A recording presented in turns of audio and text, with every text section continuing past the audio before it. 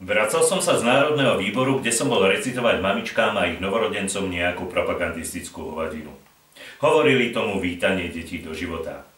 Decká celý čas vrieskali a tak našťastie nik nepočul ten básnický skvost od Jána Kostru. Bežala práve 3. hodina. Mali sme technické práce. Zameril som si to teda rovno do dielní. Len čo som otvoril dvere, všetci chalani sa rozutekali k svojim pracovným ponkom, ako keby som medzi nich šmaril delobuch. Ty hovado! Zreval Vlado. Čo som urobil? Nechápavo som krútil hlavou. Mysleli sme si, že je to učiteľ, pokračoval naštvane. A kde je? Stále som nemal páru, o čo ide. Asi v krčme, kde by bol, odvrkol nám osúrenie.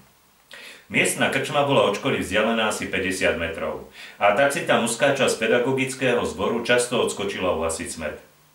Chceš niečo vidieť? Spýtal sa Milan a v zápäti nastal dielni šialený rehot. No, čo ste zas urobili? Reagoval som, čakajúc na nejakú kravinu. Aha! Ukázal na drevenú dlášku, na ktorej sa leskol akýsi soper. No a čo má byť? Pýtal som sa s pocitom, že robia zo mňa vola. Vieš, čo je to? Pýtal sa ma ako dementa a pozeral pritom na mňa s vypúlenými očami a otvorenou hubou. Po chvíľke zaváhania som utrúsil. No chriacheľ, a čo sa mám posrať? Keď máš sucho v hube, kúp si chriachle v tube.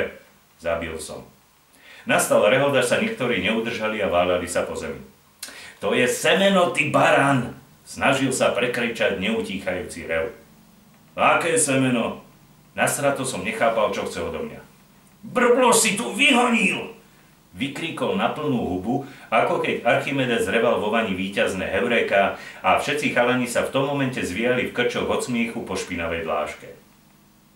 Stál som nechápavo nad tým davom bláznov s masovým epileptickým záchvatom a skutočne som si začal pripadať ako baran. Čo vyhonil, ty somár? Počuješ? Nerehli sa tu jak magor, čo vyhonil? Reval som teraz plného hrdla ja, aby som ako tak prehlušil smiech. No cikulu! Zreval z posledných šíl a švacol v záchvate sebou o zem, ako keď sa ruský partizán zrýpal s plnou polnou do zákopu. Keď sa po pár minútach smiech utíšil, spoza jedného stola dôležito vyšiel Brbloš a zapotil. Ak chceš vidieť, ako sa to robí, daj korunu. Mám len 50-tník, odvrkol som. Viac by som do ňoho ani neinvestoval, lebo furt som nevedel, o čo tu vlastne ide. OK. Zahlásil ako vo filme 7 statočných a v dielni nastalo hrobové ticho. Ani som sa nestihol nazdať, rozopol si staré gate, vytiahol tú cikulu a začal ňou lomcovať hlava nehlava. Stál som nad ním ako prikovaný. Zatiaľ, čo on strúhal neskutočné grimasy, chalani stáli s otvorenými hubami a takmer nedýchali. Zrazu ním zatriaslo, ako keby ste mu do zadku strčili živý elektrický kábel, potom skvičal, ako keď zarezávajú prasa a nakoniec mu zo žalúďa vystriekol ďalší chriacheľ. Tebe to ale riadne pere na tú sprostú hlavu. Zakončil som jeho vystúpenie. Potom nastala v dielni vášnivá debata. Brbľoš sa vystatoval, že ho to naučila 21-ročná suseda, že to tak chlapi robia, keď si chcú uľaviť a že mu údajne slúbila, že keď nebude jej muž doma, naučí ho trtkať. To slovko sme ako puberťáci používali furt. Presnejšie povedané slovný zvrat netrtkaj sa s tým. Vedeli sme len toľko, že je to tá najhoršia nadávka a že sa babky prežehnávali, keď išli okolo ihriska do kostola, keď ho niektorý z nás reval pri zápale hry na spoluhráča. Ako správne kresťanky o tom samozrejme vždy informovali rodičov a tak sme mali o klobásy na zadku často postarané. Aj tu však platilo staré známe, že zakázané ovocie chutí najlepšie. O význame tohto tajomného slovesa sme vedeli len toľko, že sa používa vtedy, keď sa chlap váľa po žene.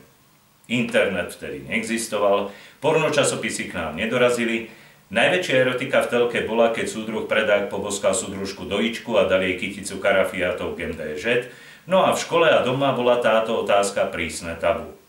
A tak sme sa tieto tajomstvá života dozvedeli postupne od starších chalanov. Rozhodol som sa, že to uľavovanie si vyskúšam aj ja. Vyliezol som na povalu, keď fotrovci neboli doma, stiahol červené trenírky z telesnej výchovy na pol žrde, chytil som toho zbojníka pod krk a triasol s ním, lomcoval a škrtil, čo mi sily stačili. Keď mi počase strpla ruka a út sa takmer vytrol od korenia a nič sa nestalo, vzdal som to. Presvedčil som v duchu sám seba, že takto si blížiť je riadna somarina a veď som tým uzavrel. Ani nie o týždeň som po futbalovom tréningu zašiel s chalanmi do parku na jednu cigaretku prevetrať plúca. V samotnom strede parku stál starý betónový tanečný kruh, rozbité tehlové pódium a na ňom asi o 3 roky starší chalani po základnej. Hulili tam jednu od druhu, popíjali čučo a na Magiči počúvali tajné nahrávky z rádia Luxemburg. Čo tu chcete, sopliaci? Osopil sa na nás jeden z nich. Nič, prišli sme si pofajčiť, zahlasil Somardo. A toto ste už videli? Podal nám 2 časopisy s farebným kriedovým obalom a k tomu pár čierno-bielých fotografií. Nech vám oči nevybehnú. A nie, že sa s tým pochválite doma, lebo vás nakopeme do ryti. Zavelil prísne a razom sa nám začali všetci smiať. Pri pohľade na obsah časopisu sme skameneli a krvi by ste sa v nás nedorezali. Tak toto je trtkáť. Osvietilo ma v duchu a oči sa mi rozžiarili ako vianočný stromček. Mišov brat bol československý reprezentant v boxe a prepašoval tieto pornočasopisy cez hranice, keď sa vracali z majstrovstiev. Čo si dáte? Jasnačka, bez váhania odvetil môj kamoš Pajdo. Aby som nezaostal, logol som si z toho jablkového dunihlavu aj ja. Krv sa mi okamžite zahriala na bod varu, líca zčerveneli a mal som pocit, ako keby sa mi kapacita mozgu zdvojnásobila. Všetko sa mi zdalo väčšie a pritom ľahšie a kútiky úst mi ťahalo do bezstarostného úsmevu. No dobre, stačilo, dajte to sem a vypadnite.